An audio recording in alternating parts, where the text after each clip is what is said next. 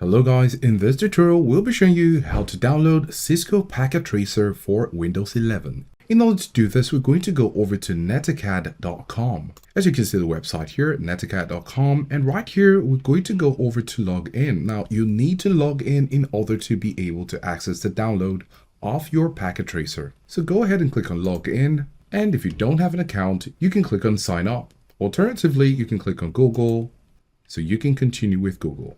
And here it says your social account will be connected to your new Cisco account. And if you don't want that, you can use the other option as we mentioned earlier. So here you're going to put in some details such as your country or region, state, month of birth, and year of birth to continue. And now that we're finally in, we have our terms and conditions, which you will need to read, of course, and then check the boxes. I've read and agreed to terms and conditions. And if you'd like to receive communications and updates about the program, go ahead and click on continue.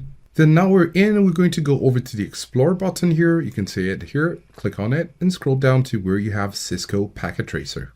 And here we're going to click on Explore Cisco Packet Tracer. So now that we've made sure we've logged in, as you can see my username here, and as a learner, you're going to be following this link, and we'll be putting this in the description so you can easily access it. So this is the resource hub, and we can scroll down and we can see here the steps to obtain and install your copy of Cisco Packet Tracer. The first step is to download it, as of course, this is the point of this video. And if you get to this point, the steps are easier downhill. So we have Mac, Ubuntu, and Windows. We're going to select Windows, click on it, and you can see it's currently downloading.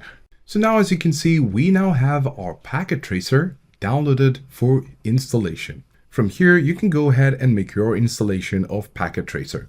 If you found this video helpful, do give us a like and subscribe for more videos, and thanks for watching.